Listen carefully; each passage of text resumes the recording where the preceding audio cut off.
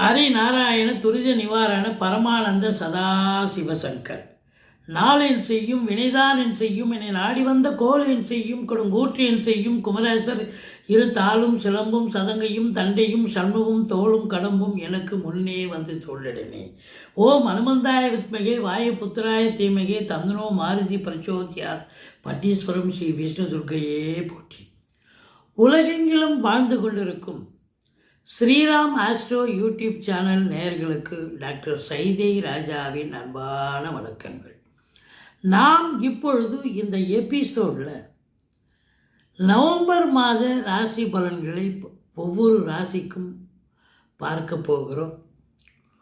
இந்த நவம்பர் மாதம், அதாவது 5/11/2025 பௌர்ணமி திதி வருகிறது. 19/11/2025 அமாவாசை திதி வருகிறது. இதுவரைக்கும் எங்கள் சேனலை பார்த்து கொண்டிருக்கும் அன்பர்கள், சப்ஸ்கிரைப் செய்யாதவர்கள் சப்ஸ்கிரைப் செய்து கொள்ளும்படி கேட்டுக்கொள்கிறோம். ரைட் சைடில் சப்ஸ்கிரைப் இருக்கும், பெல் பட்டன் இருக்கும், ரெண்டுத்தையும் ப்ரெஸ் பண்ணிங்கன்னா அடுத்த நொடியே எங்களுடைய வீடியோ உங்களை நோக்கி வர துவங்கிவிடும். உங்களுடைய பேராதரவுக்கு என்றென்றும் நன்றி. வாங்க ராசிக்குள் செல்லலாம். மகர ராசி அன்பர்களுக்கு வணக்கம். காலபுருஷனுக்கு 10வது ராசி சனி பகவான் ஆட்சி பெறும் வீடு. இப்பொழுது சனி பகவான் உபஜயஸ்தானத்தில் இருக்கிறார், குரு பார்வையில் இருக்கிறார். மகர ராசியில் பிறந்த அன்பர்களுக்கு தொட்டதெல்லாம் தொடங்கப் போகிறது. காரிய சித்தி, காரிய அனுகூலம் நடக்கப் போகிறது. உங்களை பொறுத்தவரையிலையும் குரு 3க்கும் 12க்கும் ஆதிபத்தியம் பெற்றவனாக இருந்தாலும் 7ல் அமர்ந்து ராசியை பார்ப்பது தெளிவான சிந்தனை, செயல்கள், எண்ணங்கள், சமூகத்தில் பேரு புகழ் அந்தஸ்து உயர்வடையக்கூடிய ஒரு அற்புதமான ஒரு மாதம். இதில் என்னென்ன நட்சத்திரங்கள் இருக்குது அப்படின்னு பார்த்தீங்கன்னா, உத்திராடம் 2, 3, 4 பாதங்கள், திருவோணம், அவிட்டம் 1, 2 பாதங்கள் உள்ளடக்கியது. இந்த ராசி அன்பர்கள் வெளிப்படையாக பேச மாட்டாங்க. 4 கேள்வி கேட்டால் ஒரு கேள்விக்கு தான் பதில் வரும். மறைக்கணும்னு எண்ணம் கிடையாது, சுபாவமே அதான். ஆனால் உண்மையாக உழைக்கக்கூடிய அன்பர்கள் இவர்கள் அப்படின்னு சொல்லணும். அப்போ ராசியே குரு பார்க்குறார், உபஜயஸ்தானத்தில் சனி பகவான் இருக்கார். அப்படின்னும் பொழுது இவர்கள் தொழிலில், உத்தியோகத்தில் தங்களுடைய முழு திறமையை வெளிப்படுத்தக்கூடியதற்கான ஒரு தருணம் இந்த நவம்பர் மாதம். 2ஆம் இடத்துல ராகு இருக்கார். குடும்பஸ்தானத்தில் ராகு இருந்தால் குடும்பத்தை பிரிச்சிடுவார் அப்படின்னு சொல்லுவாங்க. ஆனால் பாருங்கள், 7ல் குரு இருக்குது, உச்சம் பெற்ற குரு. கணவன் மனைவியிடையே நல்ல ஒரு அண்டர்ஸ்டாண்டிங், ஒரு அன்னோன்யம், ஒரு ஈகோவை விட்டு கொடுத்து ஒருத்தருக்கு ஒருத்தர் புரிதல், இதெல்லாம் நிச்சயமாக இருந்தாலும் 2ல் ராகு இருப்பதால் மற்ற குடும்ப உறுப்பினர்கள், வீட்டிற்கு வரக்கூடிய விருந்தாளிகள், நட்பு வட்டாரங்களால் பிரச்சனை வரும். பேசுவதில் எச்சரிக்கை தேவை, விட்டு கொடுத்து போங்க. 2ல் ராகு இருந்தால் அவர் பிரம்மாண்டம், குடும்ப மேன்மை, பொருளாதார மேன்மை கண்டிப்பாக உண்டு. நல்ல சம்பாத்தியம் இருக்கும். குடும்பத்தில் ஒரு டிக்கெட்டு எக்ஸ்ட்ரா ஆகும். அதாவது குழந்தை பாக்கியம் கண்டிப்பாக கிடைக்கும். திருமணத்துக்காக இருக்கிறவங்க, அவன் திருமணம் ஆச்சுன்னா அப்போ ஒரு டிக்கெட்டு எக்ஸ்ட்ரா தானே. மற்றபடி தனித்த ராகு 2ல் இருப்பதால் ராகுவுக்கு பிரீத்தி பண்ணிக்கிங்க. பட்டீஸ்வரம் துர்க்கையை வழிபாடு செய்து கொள்ளுங்கள். ஓம் அமிர்த ராகுவே நமகன்னு 1008 தடவை சொல்லுங்கள். கேது 8ல் இருக்கார், அது 8ஆம் இடம், அசிங்கம், அவமானத்தை தரக்கூடிய இடம்.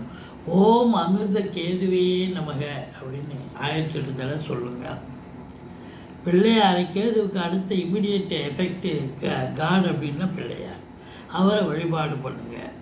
ஓரளவுக்கு ராகு கேது பிடியில் இந்த மகர ராசி அன்பர்கள் இருப்பதால்,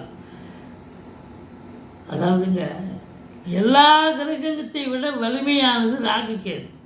அப்போ ராகு கேதுவை நீங்கள் கெட்டியமாக பிடிச்சிட்டிங்கன்னு சொன்னால் நிச்சயமாக அதாவது வழிபாடு பண்ணிங்கன்னு சொன்னால் அவங்களால வரக்கூடிய பிரச்சனை தலைக்கு வர்றது தலைப்பாயிட போகும். மற்றபடி இந்த பேசுவதை தொழிலாக கொண்டு செயல்படுவார்கள் இல்லையா, வழக்கறிஞர்கள், ஆசிரியர்கள், பேராசிரியர்கள், ஜோதிடர்கள், இவங்களுடைய பிறப்பு தசாபுத்தி, பிறப்பு ஜாதகம்னு ஒன்று இருக்குது இல்லையா, அதனுடைய தசாபுத்தி இப்போ இயங்கிட்டு இருக்கோம். இப்போ நடந்து கொண்டிருக்கும் தசாபுத்தி சிறப்பாக இருக்கும் பட்சத்தில் இந்த ராகு உங்களை தூக்கி பெரிய லிஃப்ட்டு கொடுப்பார். ஒரு சாதாரணமாக இருந்திருப்பீங்க, திடீர்னு பார்த்தா மீடியாவில் உங்கள் பிரபலம் ஆகிறதுக்கோ, யூடியூப்பில் பிரபலம் ஆகிறதுக்கோ, இப்படி பத்திரிகையில் உங்கள் முகம் வர்றதுக்கும் உங்கள் பேர் வர்றதுக்கும் வாய்ப்புகள் வரும். ஆனால் அதுவே டைம் படி தசாபுத்தி சரியில்லைன்னா இந்த ராகு ஒரே ஒரு சொல்லி அந்த சொல்லால் அப்படியே அதில் பாதாளத்துக்கு கவுத்து விட்டுரும். ஒரு சொல் வெல்லும் நேரம் நல்லா இருந்தால், ஒரு சொல் கொல்லும் டைம் சரியில்லைன்னா. அதனால் எச்சரிக்கையாக இருந்துக்கங்க. மற்றபடி எடுக்கிற முயற்சி சக்ஸஸ் ஆகும். இளைய சகோதரர்கள் உங்களுக்கு ஆதரவாக இருப்பார்கள். குறுகிய தூர பயணத்தால் நன்மைகள் நடக்கும். மற்றபடி பிபிஓ சாஃப்ட்வேர் போன்ற பிரிவில் பணியாற்றுபவர்களுக்கு உன்னதமான ஒரு மாதம் இது அப்படின்னு சொல்லணும். 4க்கும் 11க்கும் ஆதிபத்தியம் பெற்ற செவ்வாய் பகவான் 11இல் ஆட்சி பீடத்தில் இருக்கிறார், குரு பார்வையில் இருக்கிறார். இந்த மகர ராசிக்கு செவ்வாய் 4க்குடையவன் 11க்குடையவன் 4இல், அதாவது 11இல் அமர்ந்து குரு பார்வையில் இருப்பது சிறப்பு. 7ஆம் பார்வையாக 5ஆம் இடத்தை பார்க்கிறார். 5ஆம் இடத்தை சனி பகவானும் பார்க்கிறார். அப்போ பூர்வீகத்திற்கு அடிக்கடி சென்று வருவீர்கள். குலதெய்வத்தினுடைய வழிபாடு கண்டிப்பாக உங்களுக்கு வேணுங்க. அதையும் தாண்டி பூர்வீகத்தில் வீடு கட்டுறது, வீடு ஆல்ட்ரேஷன் பண்ணுறது, அப்படி ஒரு வேலை குடும்ப உறுப்பினர்கள் சகிதமாக உட்கார்ந்து பேசி நல்ல சுப முடிவாக எடுப்பீங்க. இருந்தாலும் 5ஆம் இடத்தை சனி பார்ப்பதால் பிள்ளைகளுக்கு இடர்பாடுகள் வரும், இன்னல்கள் வரும். அவங்களுக்கு கூட கருத்து வேறுபாடு வரும். விட்டு கொடுத்து போங்க. இன்னல்கள் பிள்ளைகளுக்கு இடர்பாடுகள் எப்படி வருங்க? அவங்க படிக்கிற இடத்துல மற்ற பிள்ளைகளால் மூலமாக அல்லது இன்ஸ்டியூஷன் மூலமாக ஏதோ ஒரு பிரச்சனை வர வாய்ப்புகள் இருக்குது. குலதெய்வ வழிபாடு வேண்டி இருக்கட்டும்னு சொல்கிறோம். 7இல் குரு இருந்து உச்சம் பெற்று ராசியை பார்ப்பது இந்த ராசி அன்பர்களுக்கு திருமணம் ஆகாதவர்களுக்கு ஆண் பெண் இருபாலருக்கும் திருமணம் கைகூடி வரும். கணவன் மனைவி ஒற்றுமை. இதனால் வரைக்கும் கணவன் மனைவி இடையே கருத்து வேறுபாடு, ஒருத்தருக்கு சண்டை சச்சரவு பிரச்சனைகள் இருந்திருக்கலாம். ஆனால் இப்போ பார்த்தா ஒரு அன்னோன்யமாக செயல்படக்கூடிய ஒரு அமைப்பு. நண்பர்கள் கூட உங்களுக்கு ஓடி ஒளிந்த நண்பர்கள் தேடி வந்து உறவாடுவார்கள். உறவினர்கள் உதாசீனப்படுத்திய உறவினர்கள் உங்களுக்கு இப்போ உறவாடக்கூடிய ஒரு சூழலும் ஏற்படும். மொத்தத்தில் பார்க்கும் பொழுது இந்த 8இல் கேது இருப்பது என்ன மைனஸ் அப்படின்னு பார்த்தீங்கன்னா, அறிமுகம் இல்லாத இடம், அறிமுகம் இல்லாத நபர்களிடம் மிகுந்த விழிப்புணர்ச்சியோடு இருங்கள். ஒரு சிலருக்கு உங்களுடைய பொருட்கள் களவாடப்படலாம் அல்லது நீங்களே தவறி விட்டுட்டு வரலாம். எச்சரிக்கையோடு இருந்துங்க. அசிங்கம் அவமானங்கள் ஏற்படும். கோர்ட்டு கேஸு வம்பு வழக்குன்னு கூட ஒரு சிலருக்கு வரும். எச்சரிக்கை தேவை. மற்றபடி உங்களுக்கு 9ஆம் இடத்தை சனி பார்ப்பதால் தந்தைக்கு இடர்பாடுகள், தந்தைக்கு தொழிலில் பின்னடைவு, தந்தைக்கும் உங்களுக்கும் கருத்து வேறுபாடு, இதெல்லாம் சகஜமாக வரக்கூடிய ஒரு சூழல். கொஞ்சம் விட்டு கொடுத்து போனீங்கன்னு சொன்னால் எந்த ஒரு பிரச்சனையும் இருக்காது. தலைக்கு வர்றது தலைப்பாயிடம் போகும் அப்படின்னு சொல்லலாம். மற்றபடி உங்களுக்கு 10இல் சூரியன் முதல் 16 நாள் இருக்கார். சூரியன் புதன் சுக்கிரன் ஆட்சி பீடத்தில் இருக்கிறார். அப்போது 10ஆம் இடம் ரொம்ப சிறப்பாகிடுது. அரசாங்கத்தில் பணிபுரியும் அன்பர்கள், அரசு சார்ந்த துறையில் பணிபுரியும் அன்பர்கள், புதனுடைய ஆதிக்கம் நிறைந்த பத்திரிகை துறை, மீடியா துறை, எழுத்துத்துறை, கிரியேட்டிவிட்டி, கற்பனை திறன் உள்ளவர்கள், சுக்கிரனுடைய ஆதிக்கம் சினிமா இண்டஸ்ட்ரி, தொலைக்காட்சி இண்டஸ்ட்ரி, மியூசிக் சம்பந்தப்பட்ட விஷயங்கள் பணியாற்றுபவர்கள், நாட்டியம் சம்பந்தப்பட்ட விஷயங்களில் பணியாற்றுபவர்கள், நாடக நடிகர்கள் நாடகத்தை அதாவது அதில் பணியாற்றக்கூடிய அத்துணை பேர்களுக்கும் அற்புதமான நேரம், சாதிக்கும் தருணம் அப்படின்னு சொல்லலாம். 11 சூரியன் செவ்வாய் 5 தேதிக்கு பிறகு சூரியன் இங்கே வரார். அப்போ அரசாங்கத்தால் அனுகூலம், அரசியல்வாதிகளுக்கு பொற்காலம். தந்தையால் யோக பாக்கியங்கள் 15 தேதிக்கு பிறகு நிச்சயமாக உண்டு, குரு பார்வையில் இருப்பதால். அசையா சொத்துக்கள் மூலம் வருமானம் நிச்சயமாக இருக்கும்.